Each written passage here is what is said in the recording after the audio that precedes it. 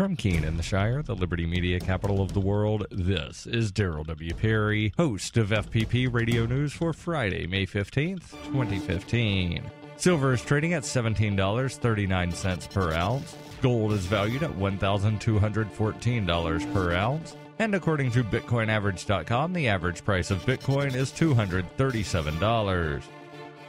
Antiwar.com reports in a 400-25 vote, the U.S. House of Representatives passed what is being called the Protecting Volunteer Firefighters and Emergency Responders Act, but which has since morphed into a bill demanding congressional review of any nuclear deal between Iran and the P5+1. The Senate has passed the same language bill last week, and President Obama is expected to sign it. There had previously been veto threats surrounding attempts in the Senate to add amendments to it, but the overwhelming majorities in both the House and the Senate made the bill without any of the amendments, so veto-proof that there was no point in the White House making further such threats. This could make the final civilian nuclear deal with Iran much harder to reach, since negotiators will both have to envision what the U.S. Congress will accept and have to wonder whether the U.S. negotiators will be able to deliver anything they offer.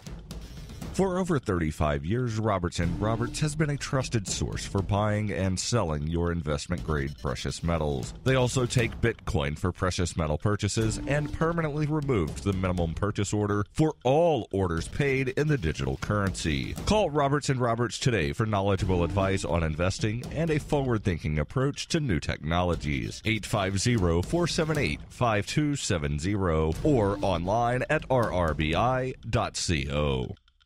UPI reports the Israeli government appears to be serious about sending perhaps more than 50,000 African refugees out of the country. The migrants have largely come from Sudan and Eritrea over the last 10 years, but the Israeli government is now taking action to ship them out. Israeli officials will soon send letters to the immigrants offering a choice: $3,500 plus a one-way ticket to another destination, or stay in Israel and live behind bars. The immigrants have 30 days to make up their mind. Some critics have accused Israel of hypocrisy, saying the nation that was founded by refugees fleeing war and poverty should be more gracious to others in the same predicament. A mass exodus of refugees from various nations has marked recent times. Wednesday, the Malaysian government announced it would no longer take refugees from Myanmar who are overcrowding rickety boats to get there. Indonesia has also made such a declaration. On Monday, the European Union started a push to gain UN authorization for military force in the Mediterranean Sea to crack down on migrant